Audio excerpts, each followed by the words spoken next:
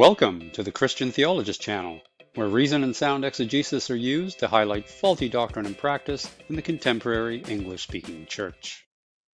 Here is the text of Matthew chapter 24, verses 1 to 3. Take note of the final clause in the disciples' question, highlighted here in yellow. What do you suppose was meant by the term, the end of the age? In the following study, we will be looking at what I call the King of Contexts, from John the Baptist to the New Jerusalem.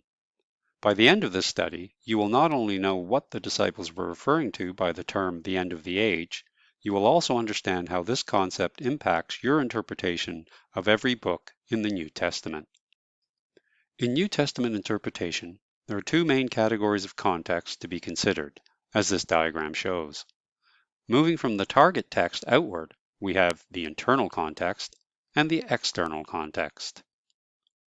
The internal context refers to the relationship of the target text to the paragraph in which it is placed, then to the book it's placed in, then, if any, to the author's other New Testament books, then to the rest of the New Testament books, and, finally, to its relationship with the biblical canon. The external context refers to the social historical background of both the events or contents of the text and of the author when writing the text. In this diagram, these are called the geographical, historical, and cultural backgrounds, that is, the 3 Ps, place, period, and people. The King of Contexts is the primary external context of the entire New Testament. Because it deals with historical background, it is not surprising to learn that the primary external context of the New Testament is denoted in temporal terminology, that is, through the use of these 3 time markers: age, day, and hour. Yes, that is age, as in the disciples' phrase, end of the age. As we will see in the following 14 representative verses, there are 2 ages mentioned in the New Testament: the present age, or this age, and the next age, or, as it's often called, the age to come. We'll also see that the present age progressively winds down into days and then hours. The 2 ages mentioned in the New Testament are referenced in Matthew 12, verse 32, and in Ephesians 1:21. Of course, Matthew's this age is the same age the writer of Hebrews calls the present age, as does Paul in his writing to Timothy and Titus. Paul tells the Corinthians that they are living in the cusp of the, literally, ends of the ages. That is, both end and ages in Greek are plurals here, and this means the end of the present age and the beginning of the age to come. Jesus tells a parable about the harvest time when wheat is gathered, and the weeds, or tares, in the same field are collected and burned at the end of the present age. At the end of Matthew's Great Commission, Jesus mentions the end of the age. Interestingly, the phrase, I am with you always to the end of the age, in Greek is literally, I am with you all the days until the end of the age. Thus, in the New Testament, the end of this present age is made up of the last days, which Peter reminds us at Pentecost were prophesied in the Old Testament. According to Paul, these last days will be eventful.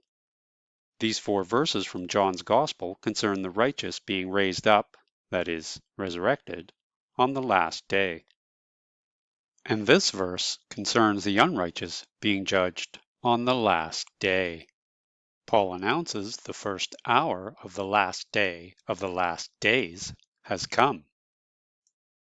Later, John writes that the last hour of the last day is here. The primary external context of the entire New Testament expressed in those verses can be illustrated as follows.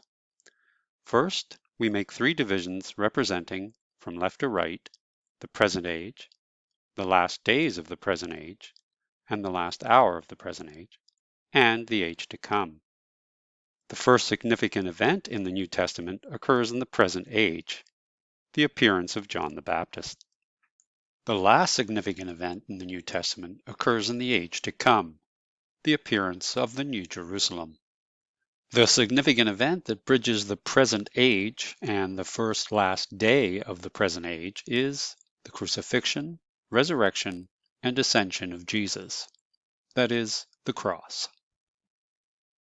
The significant event that bridges the last hour of the present age and the first day of the age to come is Judgment Day. The New Testament books that cover these time periods are the Gospels, the book of Acts and the Epistles, and the book of Revelation, which is placed on the division between the second and third sections because, although it tells us of the events of the first day of the age to come, the book was intended to be read to the 7 churches before the first day of the age to come. The age referred to by the present age is the age of the Mosaic Covenant. The largest proportion of the New Testament is concerned with the end of the Mosaic Covenant and the beginning of the age of the New Covenant, which is the age referred to in the age to come. This transition from the end of the temporary Mosaic Covenant to the beginning of the eternal New Covenant is the primary external context, that is, the primary background, place, period, and people of every book and author of the New Testament.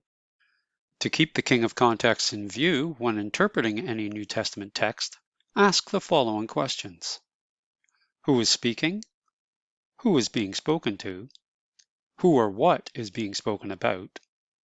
And which of the covenants is relevant to the speaker, the spoken to, and the thing being spoken about? Here's the text of Matthew chapter 24, verses 1 to 3 again.